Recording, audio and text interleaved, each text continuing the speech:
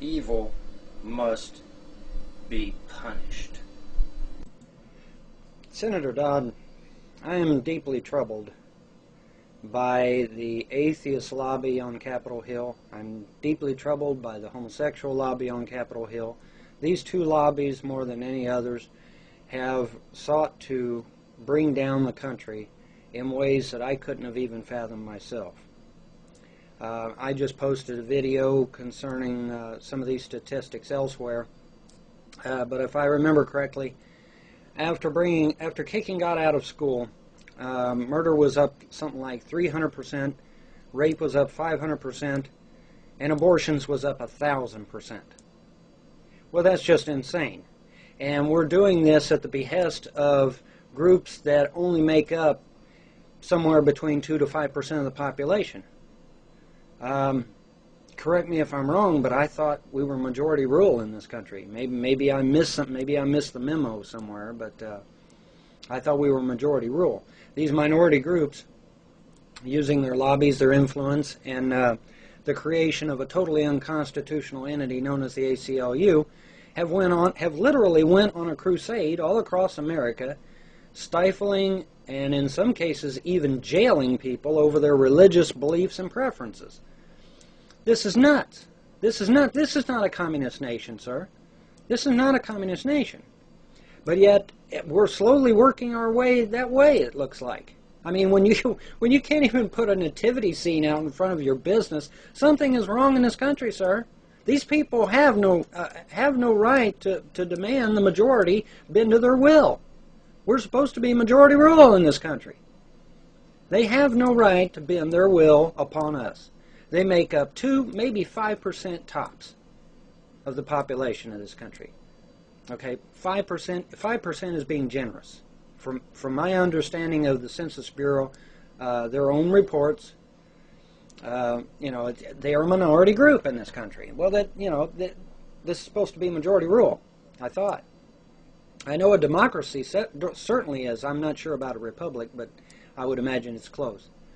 But anyway, we've allowed God to be kicked out of our public schools, sir, and as a result of this, we've had this unbelievable uptick in crime. Just an unbelievable uptick in crime.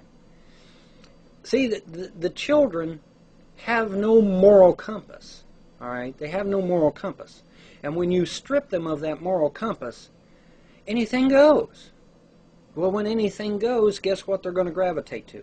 They're going to gravitate to the path of least resistance. They're going to do things that are inherently evil, because unfortunately it's easier to destroy than it is to create. It's easier to do evil than it is to do good.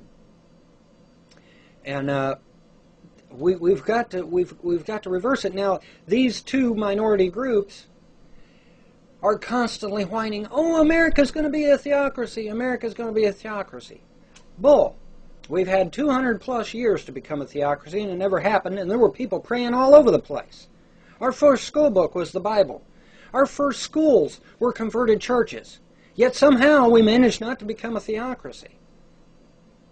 So this excuse that they should have power over the majority because America will become a theocracy if they don't is a lie. It's an absolute bona fide lie. There's no truth to it whatsoever. We've had 200 plus years to become a theocracy. It never happened. Okay? George Washington literally getting on his hands and knees and praying in front of Congress. And yet we never became a theocracy. Amazing. But yet now, in the new millennium, suddenly there's this imminent danger that America might become a theocracy. Well, it's a load of horse dung, sir. It's a load of horse dung. All right? These minority groups, just tell them, I'm not going to listen to you anymore. That's the only thing I know to say. Because majority is supposed to be in charge in this country, not minority. But now anyway, like I said,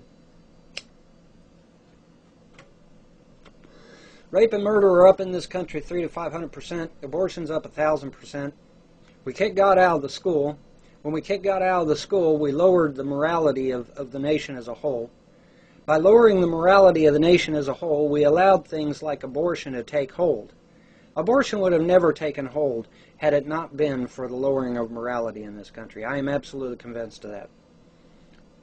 And then once you bring abortion into the equation, that devalues human life. And once you devalue human life, you make it more easily for somebody to go out there and commit a murder, or to commit rape, or to commit child molestation. Yes, it's true. There are some people in this country that need to know that there is a God up there in the sky somewhere with a big old hammer, and he's going to beat them over the head with it. I know it seems unrealistic to some of us, but there are people that need that. They need that knowledge that, yeah, there's somebody up there that's going to whack you a good one if you screw up. We need morality back in our public schools, desperately. Desperately.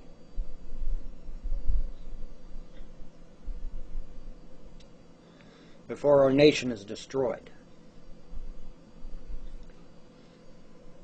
If these atheists want a workers' paradise, let them go to Cuba.